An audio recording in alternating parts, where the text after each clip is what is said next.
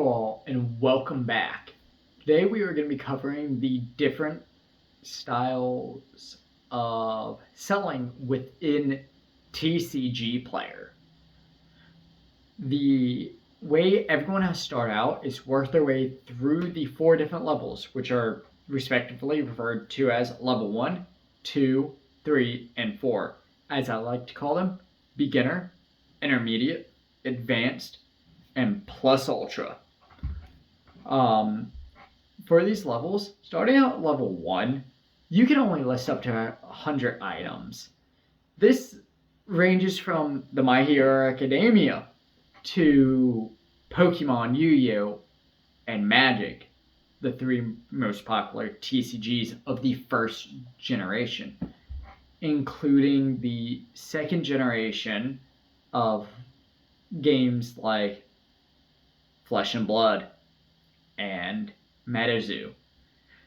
On top of all of that, you can only have 4 of each individual item posted, and this sadly also includes supplies like card sleeves, penny sleeves, and binders. It sounds kind of restrictive, but it doesn't last for too long as you're getting orders and you're posting what people want. So what's recommended for this level is you post what you know is hot in the community at first. You can have up to $1,000 worth of value posted at a time, but any one item can't go over $500. And your maximum daily inventory is 100 items, so if you sell, let's say, 45 items on your first day, you can repost another 45 items the next business day, or just the next day in general, not even business day. And then to get to level 2, all you have to do is have 2 orders be delivered by their expected, or reach the buyer by their expected delivery date. So if you ship tracking, it will be marked as shipped when they scan it upon delivery, or within just 6 business days, it's considered shipped as arrived.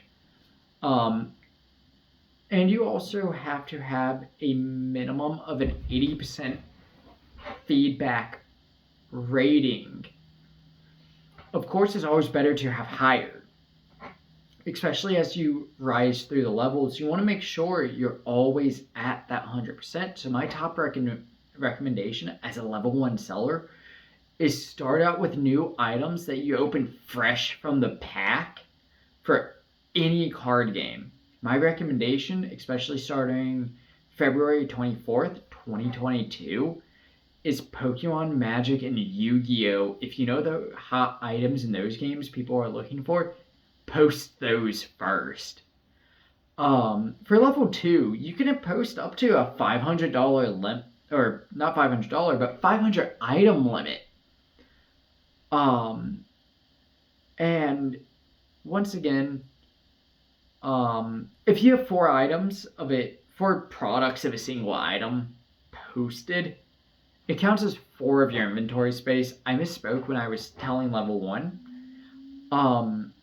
So if you post 4, let's say, Black Lotuses from Alpha Edition for Magic, or 4 Charizards, that takes up 4 spaces, not just 1.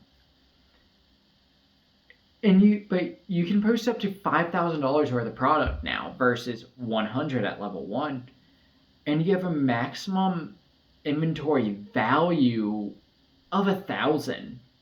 You cannot exceed it, but you can get up to it. And your maximum daily inventory is only 500 items a day. So once you hit the time frame where you can post more, if you sold 100, you can post another 100. To reach level 3, what you're going to have to do is you have to have 11 orders. this includes the ones from your original level 1. So you only need an additional of 9 items to reach by the expected delivery date, but you also have to have a feedback rating of 85% of buyers or higher saying they recommend people buy from you. Now, once you've reached level 3, this is where I haven't even been able to exceed this maximum, but it's helped me immensely. You can post up to 50,000 items. This ranges from sealed to single cards to penny sleeves, all the way up to the most expensive binder that I've seen. I actually have one. It's not within reach right now, but it's a $90 card binder.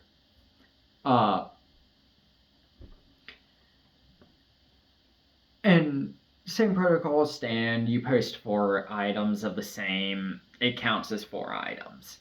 But you can post up to $100,000 worth of items, and no single item can exceed $20,000, which includes most Black Lotuses that would probably get posted on the platform. When you are trying to go for level 4, this is where it gets a little more complicated. You have to get an additional 50 orders out and arrive by the expected delivery date, which still follows a 6-day business day after you confirm the shipment of the order. The one thing I have forgotten to mention is you do only have 48 hours to ship out the order until you might get penalized for shipping the order out late. But the good thing is you can always turn off your inventory whenever you feel like it to not accept more orders. You also have to have a 90% or above feedback rating to get to level 4. Now,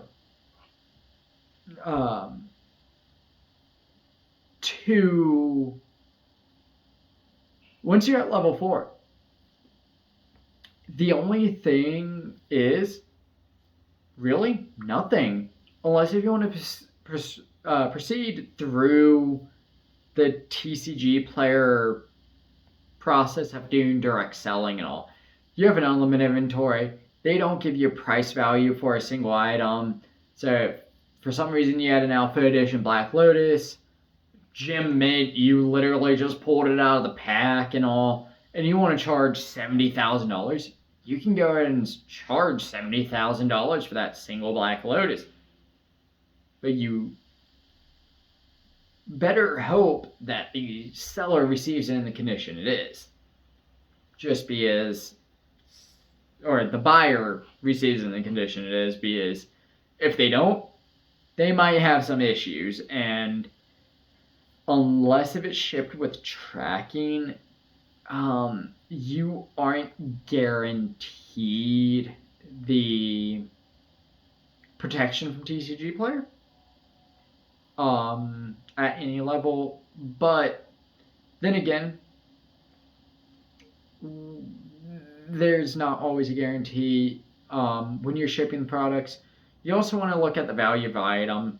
However you're shipping, you kind of want to do the research of if you're shipping it through USPS or UPS or FedEx, what is their base shipping insurance for the style of shipping you are doing? Because if it only covers $50 for insurance, if you're shipping a $300 item, you might not actually. You might be out money if the customer says they never got it. Unless if you did tracking, because then you have verification that they got it because it was scanned as delivered. TCGPlayer also has shipping standards, which I will cover in a later video. But the most important part right now is what are the commission fees? Because you're not selling on your own site, you're selling on their site. What are they going to take for allowing you to do business through their site? Starting out, they're going to take a base commission of 12.75% plus 30 cents. Now, this is split into two categories. There's the credit card and PayPal processing fee, which is 2.5% plus 30 cents USD, and a commission of 10.25%. So if you sell a $10 card, let's say, TCGPlayer is going to keep $1.25 just as a payment for you selling through their platform. And then an additional 2.5%, which is about, I want to say, 25 cents. So for a $10 item, once you add in that 30 cents, you're out TCGPlayer is going to be keeping $1 and about 80 cents, maybe up to $2. I haven't quite done the math. I haven't done the math myself, but you need to keep that into account when you're thinking about, okay, so I have to ship this out. You don't necessarily want to start out with the cheap cards on the platform. You want to start out with more expensive cards that you still make money, that covers the shipping, and that covers you making a profit in the end. Now they have other styles of selling.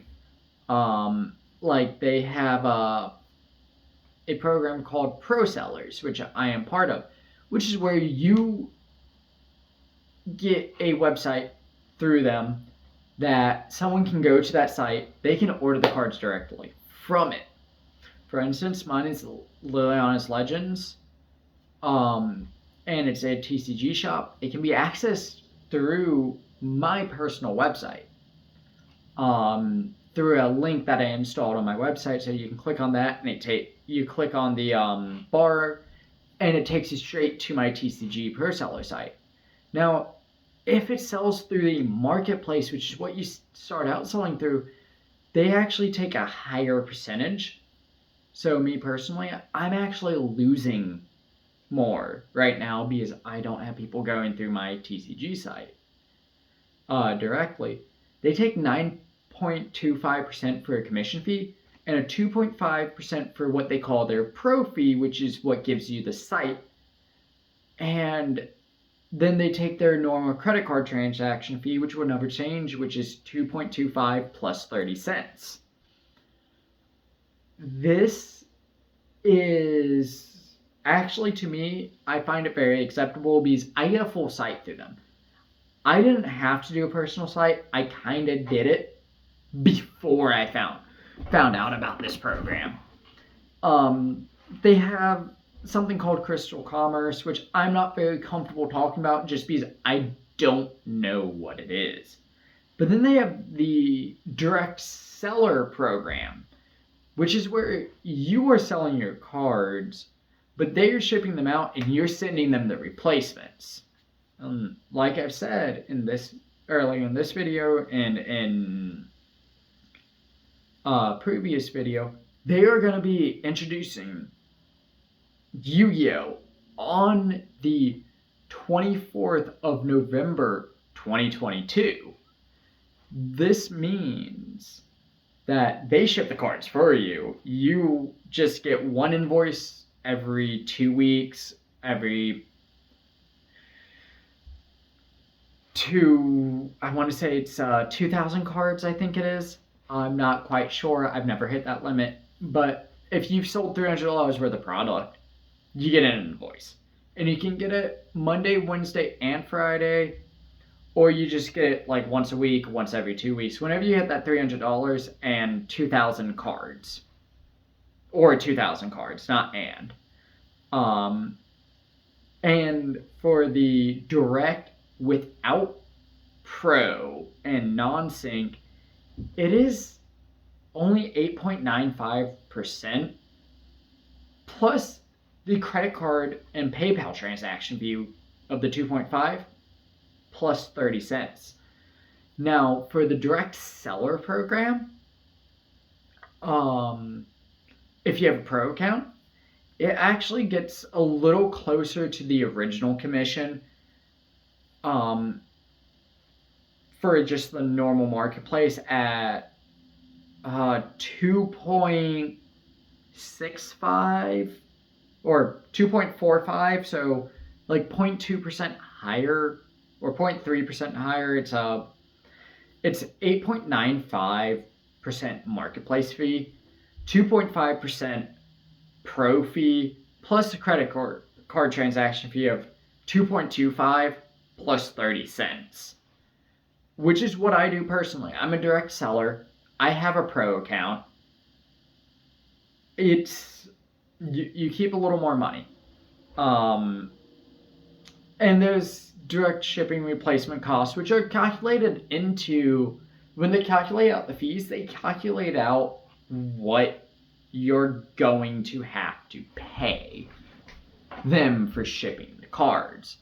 Now, the last one is the Crystal Commerce direct seller. Again, I don't know much about that. As much as I know, Crystal Commerce and Eon Sync are seller platforms. I don't know much about them. The regular marketplace is 9.25 plus the PayPal and credit card fee, and the direct seller one is 8.95 plus the credit card fee. I don't know much about them because I didn't really do my research before starting. That's the whole point of this channel, is what are the mistakes that I made that could save someone else in the end. Now the pro website fees, go a little more in depth. If it is a shipped one, they only, if you sell it through your pro site, it is only 2.5% plus the credit card transaction fee of the 2.5 plus 30. Now, if they do the in-store pickup pay now option, you pay no fees other than the credit card transaction fee. But there are two other options. There's an option to have a kiosk if you have a brick and mortar, which there are zero fees because they're ordering in your store from the kiosk, and you just have to pay your credit card processor whatever their fee is. And then there's a pro website sale for in-store pickup, pay later, meaning they come into the store and they pay in the store for the product, but the product's been placed on hold for them, which are no fees other than your normal credit card or payment processing system fees with whatever company you use. Those are obviously the ideal options, but if you're starting out like me, where you're just online, I found TCGPlayer to be the best for me, just because they don't really have too many kinks in their system right now. Now, I hope you guys liked this video. Please like, subscribe, and comment. Help me get more noticed on the platform so that I can make more of these videos on updates and other information on what it's like to be in this industry. And I'm sure this can be used in other industries outside of food service industry, having worked in that myself for 6 or 7 years. I know what that's like. I know what goes into it from every position, from the lowly busser all the way up to the sous chef, and running the kitchen as the chef when I'm put in charge of it. Thank you. Have a nice day. Remember to like, comment, subscribe. Have a nice day.